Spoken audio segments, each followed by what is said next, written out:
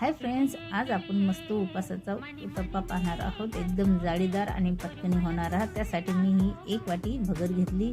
भगर मी 10-15 मिनिटं भिजू घालून ठेवली। लगेच त्याचं पाणी काढून घेतलं आणि आता आपल्याला हे मिक्सरमध्ये टाकायचं आहे। थोडंसं पाणी टाकून छान एकदम बारीक करून घ्यायची आहे। आता एका भांड्यामध्ये काढून घेते। 2 बटाटे घेतले मीडियम साईजचे उकळून, थोडे भाजलेले शेंगदाणे घेतले, 4-5 हिरव्या मिरच्या घेतल्या भाजून, 2 चम्मच दही घेतलं। हे मिक्सरमधून एकदम बारीक करून घ्यायचं आहे। त्यामध्ये मी 1 वाटी पाणी घातलं।